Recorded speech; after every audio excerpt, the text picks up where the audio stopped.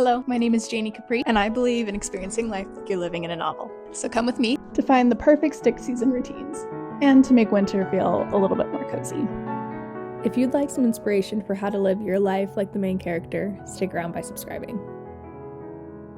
Now let's get into the video.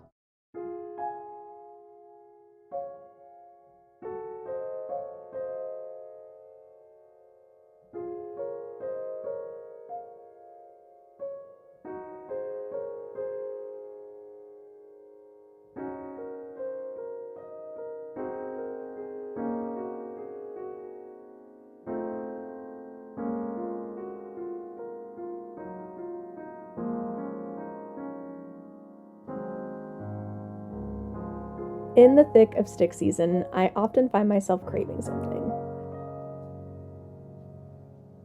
Mainly sunlight and warmth, and everything that winter just isn't. I have an incredibly hard time waking up in the morning. It's like my body protests the very thought of existing when light and heat does not. And I find that I'm more in need of creating those cozy supplements that we all want in winter. And I'm hopeful that if you are also in need of something to hold on to during stick season, that you'll find that inspiration here.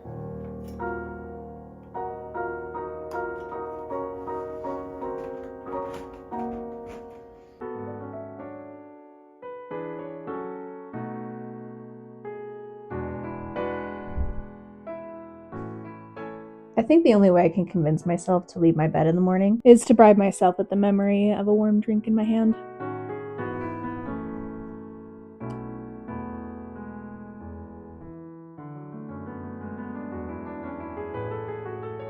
The highest success rate of drink choice would be hot apple cider. Under these circumstances, I am fresh out of apple cider, So I settle for hot cocoa.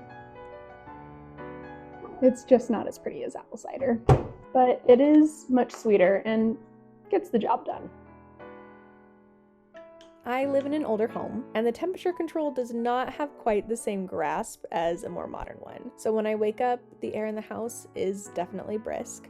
Drinking this while making plans for the day does lead to more productive and lovely days.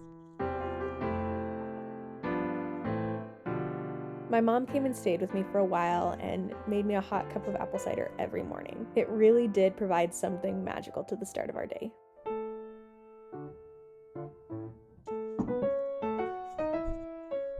When the outside air has been warmed adequately enough, I might bring myself to sit outside, soaking in the bit of daylight that winter brings.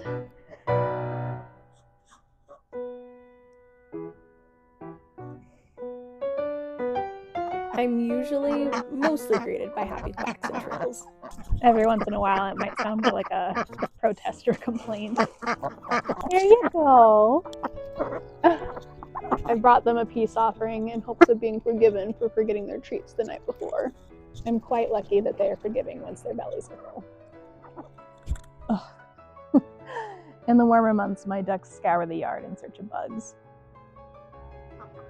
It really is an incredible feat to go into the front yard during the summertime, and every time you take a step, there's just swarms of grasshoppers that are trying to get out of your way. Well, in the backyard, you're lucky if you see even one, because these girls do such a good job at pest control. It makes sense why the girls get grumpy in wintertime, as there's not a bug in sight. Poor hungry girls.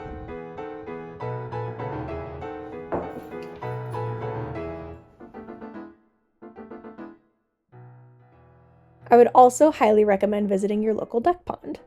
I love visiting mine and seeing just how excited the ladies and gentlemen are to see me. Of course, I know it's because I possess the sacred offerings, but all the same, it's nice to be wanted.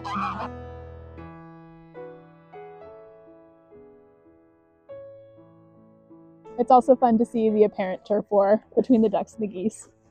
The ducks are faster, but the geese are bigger. I've taken upon myself the title of a silly goose, but in reality, there's really nothing silly about geese. They are absolutely terrifying. So gentle. You're such a gentle... She's even more gentle than my ducks. Oh my gosh. Hi. But I think maybe one day I'll want a goose of my own.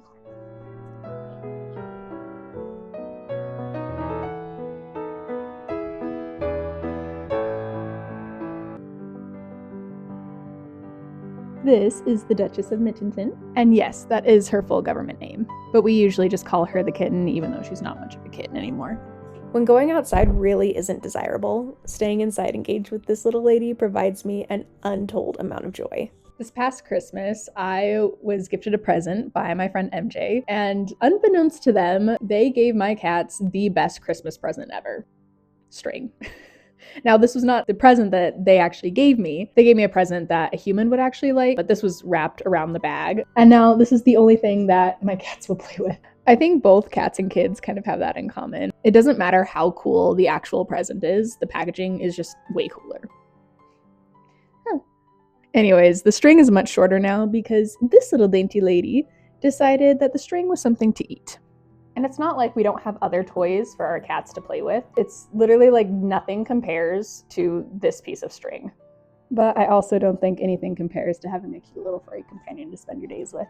Especially when the days can become so dreary and sad. And when they look up at you with those big innocent eyes, it reminds you why we have unconditional love for these creatures. Sometimes I look at her and I think, this little fur ball has exactly 2 brain cells. One that tells her to eat, and one to tell her to bite anything that moves. Neither of them tell her that she needs to blink, though. It's kind of creepy. But I love her anyway.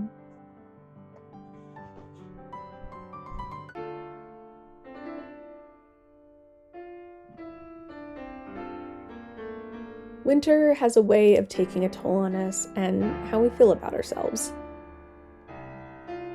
And it's not always in the most positive light.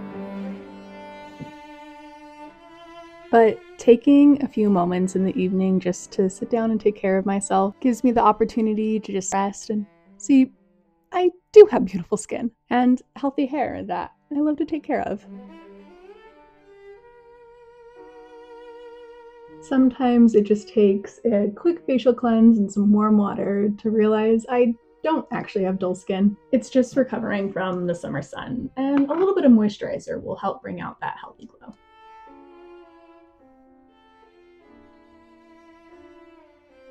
And it turns out that my hair isn't actually lifeless. It just needs a little bit of oil and conditioner to bring back that body that it had after wash day. It just needs a bit of a rest. And in the morning, it'll be back ready to perform just like it did the day before. And that's how life is, isn't it? We need to rest and reset before we can really bounce back and accomplish all the things that we really want to get done.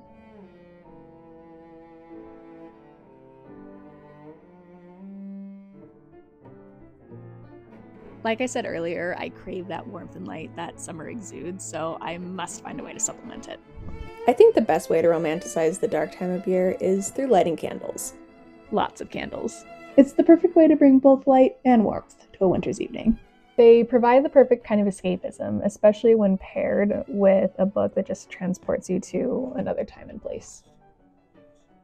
I've been reading Sarah J. Maas recently, and I love the way that she makes you feel through her characters. The hope, loss, sorrow, courage, persistence, and redemption. Sometimes after reading a book, I feel like I've lived 1,000 lifetimes. It does feel like I'm cheating a bit, because I only truly get to live one. For years, I've been a fantasy book lover, but I think I'd like to dabble in some mystery. I listen to an unhealthy amount of true crime, so I feel like it's the natural transition. If you have any recommendations for mystery/thriller, leave them in the comments down below.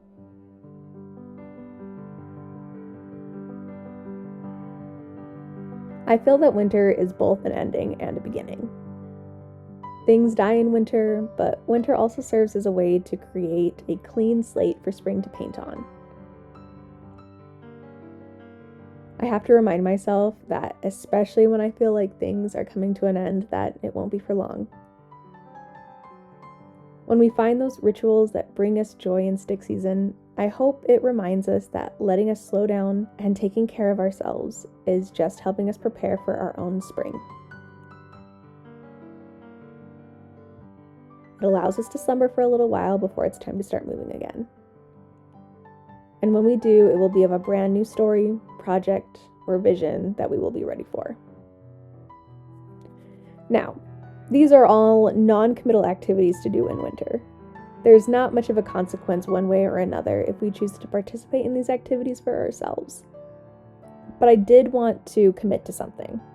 A little bit more high stakes, a deadline, and something that's also cozy this winter. I've decided to not only participate in my first book club, but also host it. If you have read The Guest List by Lucy Foley or are interested in reading it, now is the time to do that deep dive. Next time, I'll be breaking down each character, motive, and clue, and I'm going to show you every step of the way for how I planned it. Your return due date is a week from now. I'll see you there.